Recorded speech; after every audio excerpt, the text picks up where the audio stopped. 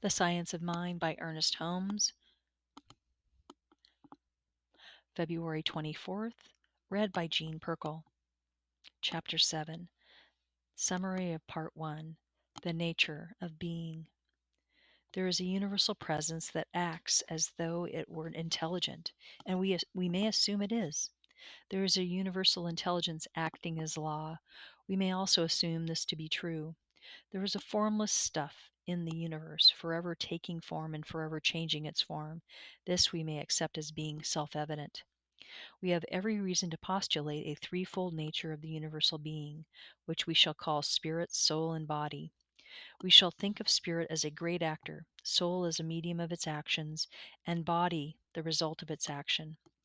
We shall think of spirit as the only conscious actor, the power that knows itself. We shall think of soul as a blind force, obeying the will of spirit, and we shall think of body as the effect of spirit, working through law to produce form. We shall assume that neither law nor the stuff from which form comes has conscious intelligence, but, but must, because of their nature, be formed by the word. This simplifies the whole matter and enables us to see that in the entire universe, one power alone really acts, the power of the word of spirit, God, or universal conscious intelligence. The evolution of man brings him arbitrarily to a place where true individuality functions. From that day, a further evolution must be through his conscious cooperation with reality. All nature waits on man's recognition of and cooperation with her laws, and is always ready to obey his will. But man must use nature's force in accordance with her laws, and in cooperation with her purpose, which is goodness, truth, and beauty, if he wishes to attain self mastery. Man never creates, but he discovers and uses. Through this method, all sciences are evolved. We live in a universe of law, through which runs a spirit of self-knowing intelligence. All's love, yet all is law, mused Robert Browning. The law has done all it can automatically do for man. It has evolved him to a point of individuality and must now let him alone to discover the secrets of life for himself.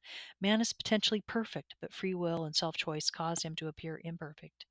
In reality, all he can destroy is some particular embodiment of himself. The divine spark is always intact in potential man. Man awakes to self consciousness, finding himself ready equipped with a mentality, a body, and an environment. Gradually, he discovers one law of nature after another, until he conquers his environment through his knowledge of the nature of those laws.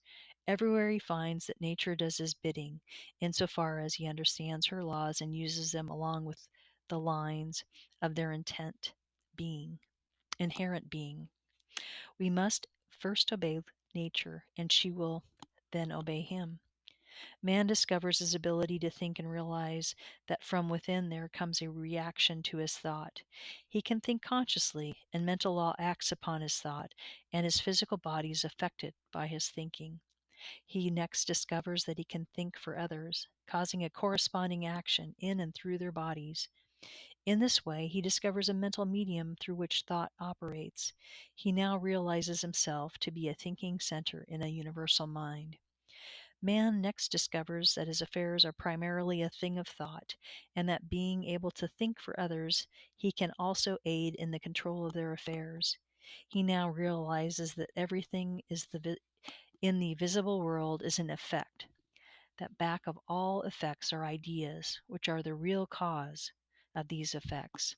The divine ideas are perfect, but man's freedom of individuality causes them to appear imperfect. Through right thinking, he is able to uncover the appearance of imperfection and reveal the perfect idea. Behold, thou my face forevermore.